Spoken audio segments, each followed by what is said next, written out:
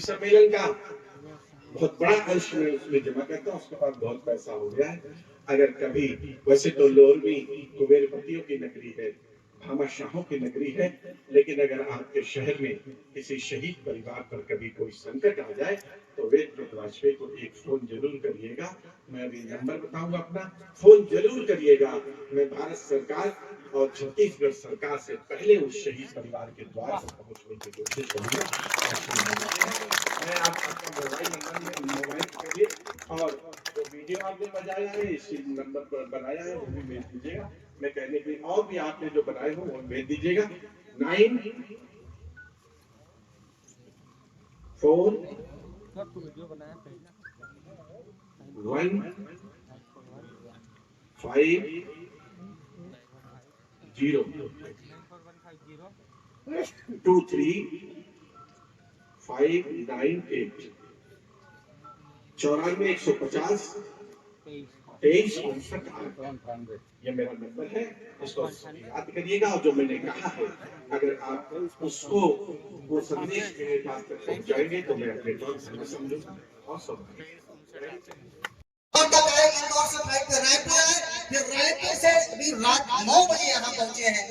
तो उन तमाम व्यस्तताओं के बीच वो आज यहाँ है और मैं उस कवि को बुलाना चाहता हूँ जो आज निसंदेह बिना संकोच के देश की कविताओं से अपने छंदों से लोगों को बांध देते हैं।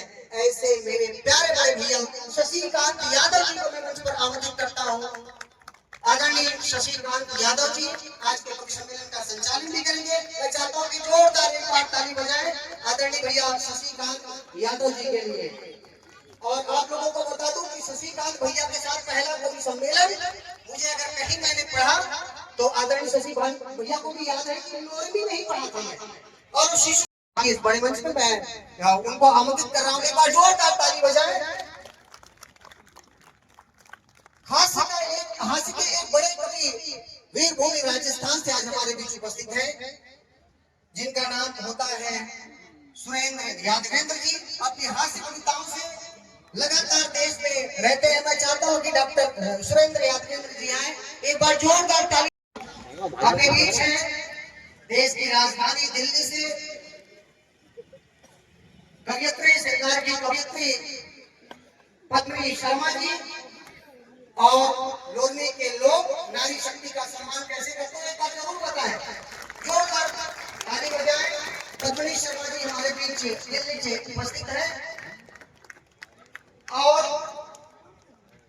हमारे बात मानिएगा मेरी कट्टर दुश्मनी इसलिए क्योंकि आज से 17 साल पहले मैंने लव मैरिज की भागकर और मेरी पत्नी का कलर एकदम ब्लैक एकदम काला। और आप विश्वास मानिएगा मेरे पास जीवन में एकमात्र धन है वो है पत्नी। अब बाबा जी दिल्ली में बैठकर चिल्ला रहे काला धन वापस लाओ, काला धन वापस लाओ। मैंने कहा बाबा जी ऐसे कैसे लाओ, बड़ी बाद में कहने लगे कि इसको सार्वजनिक करो। तो इसलिए मैं ऐसा कोई टेंशन नहीं मानता हूँ सर। अच्छा मोदी जी होगा सबको टेंशन, पूरा विपक्ष झूठ लगा क्या दरवाजा तुमने तोड़ा, तुम इंजीनियर हो, बताओ कि इसकी मरम्मत में खर्च कितना आएगा। दूध ने पाकिस्तान वाले से पूछा, बता रहे रहीम खर्च कितना आएगा। रहीम बोला महाराज खर्च आएगा 9,000 रुपए का। तो कैसे तो 3,000 की लेबर, 3 का मटेरियल और 3 मेरे। अब उसने चीन वाले से पूछा तो बता रहे चीन 500 खर्च कितना आएगा। वो बोला महाराज 12,000 रुपए का। तो कैसे तो 4 की लेबर, 4 का मटेरियल और 4 मेरे। अब अपने भारत का पुरुषोत्तम अपनी मस्ती में ही खड़ा हुआ, उसको कोई लेना देना नहीं कि चल चला जैसे इन पीछे वालों को। वो अपनी मस्ती में खड़ा हुआ। उससे दूध ने पूछा कि तो पुरुषोत्तम खर्च कितना आएगा। वो बोला महाराज खर्च आएगा 29,000 रुपए का। क्योंकि 29,000 का कैसे आएगा। ताली गलत जगह बजा दी आपने। अपनी बात समझ में आए तो ठीक से बजाइएगा। उसने कहा कि 10,000 तो तेरे, 10,000 मेरे, बचे 9,000। तो इस पाकिस्तानी को ठेका दे देंगे, अपने आप काम करेगा, अपने को करने की क्या जरूरत है। तो हम तो कम में खुश रहने वाले लोग हैं कि पजामा क्या काम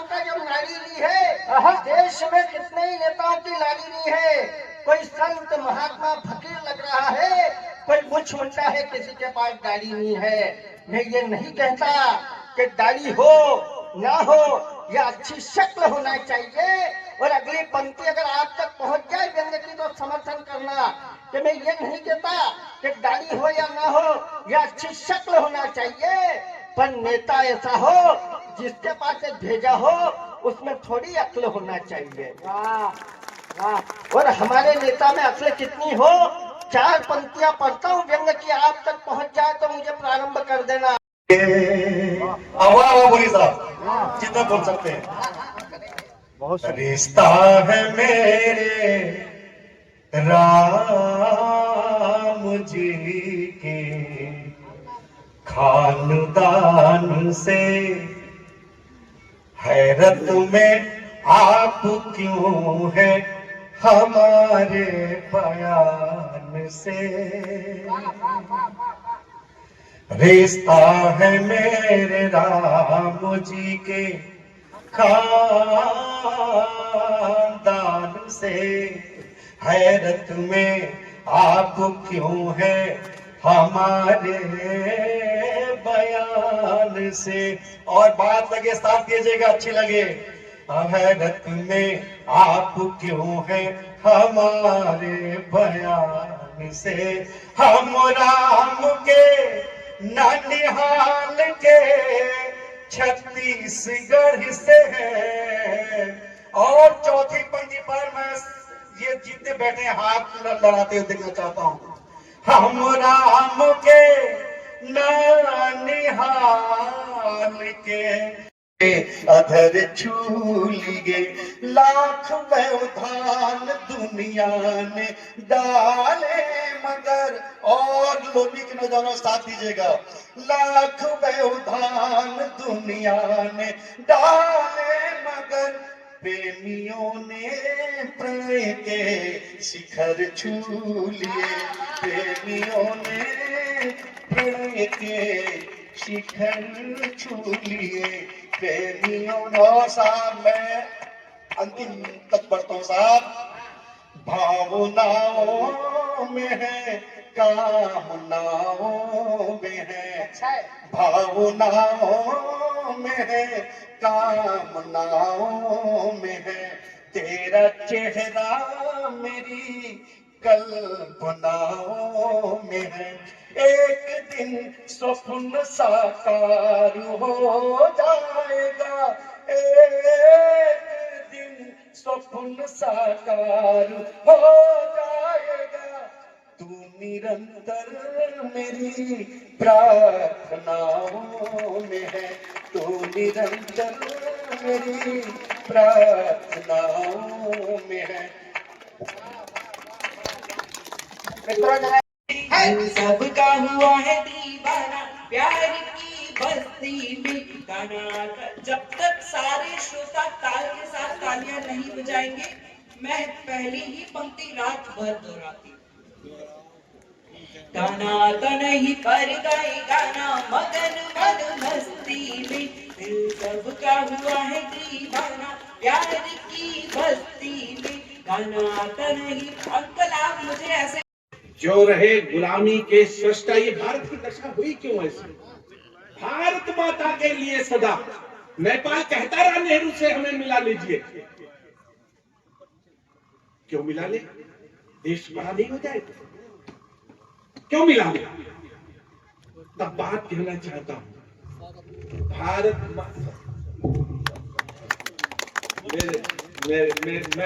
मेरे भैया प्रमोद अग्रवाल जी सबसे पहले इन्होंने मुझे लोरमी में बुलाया था। एक बार इनके लिए भी ताली बजा दीजिए। मैं बहुत इतने अच्छे शहर से मेरा परिचय कहना चाहता हूँ। भारत माता के लिए सदा जिनके दरवाजे बंद रहे, जो रहे गुलामी के सृष्टा। जिम्मेदारी के तख्तों पर गद्दार बिठाए जाते हैं। जिम्मेदारी के तख्तों पर गद्दार बिठाए जाते हैं। अब जो बात कहने की कोशिश करता हूँ, आशीर्वाद दीजिएगा। ये पंक्तियां मुझे बहुत अच्छी लगती हैं। मैंने कहने की कोशिश की है, सुनेगा कि 370 खत्म हुई तो पत्थरबाजी भूल गए। और अगली पंक्ति स्लिप ना हो, अब बात बढ़िया लगे तो दोनों हाथ ऊपर उठाकर मेरा हौसला बढ़ा दीजिएगा कि 370 खत्म हुई तो पत्थरबाजी भूल गए, 370 खत्म हुई तो पत्थरबाजी भूल गए, 370 खत्म हुई तो पत्थरबाजी भूल गए। बहुत दिनों से बंद घरों में बच्चे भी स्कूल गए, बहुत दिनों से बंद घरों में बच्चे भी स्कूल गए, बहुत दिनों से बंद घरों में बच्चे भी स्कूल गए। कितने विष के घूंट पिए थे शिवशंकर ने होठों से, कितने विष के घूंट पिए थे शिवशंकर ने होठों से। पूरा भारत टहल चुका था मुंबई के विस्फोटों से, पूरा भारत टहल चुका था मुंबई के विस्फोटों से, पूरा भारत टहल चुका था मुंबई के विस्फोटों से। आजादी को आजादी से गाली देते फिरते थे, आजादी को आजादी से गाली देते फिरते थे, आजादी को आजादी से गाली देते फिरते थे। दिल्ली वाले उग्रवाद के आगे पानी भरते थे, दिल्ली वाले उग्रवाद के आगे पानी भरते थे, दिल्ली वाले उग्रवाद के आगे पानी भरते थे, दिल्ली वाले उग्रवाद के आगे पानी भरते थे। भारत माता की जय वाले नारे नहीं लगाएंगे। और फिर एक बार जयकारा ऐसा लगा देना कि जो देशद्रोहियों के कानों के पर्दे फट जाए। भारत माता की जय वाले नारे नहीं लगाएंगे, भारत माता की जय वाले नारे नहीं लगाएंगे। सुविधाएं तो सब लेंगे पर कागज नहीं दिखाएंगे, सुविधाएं तो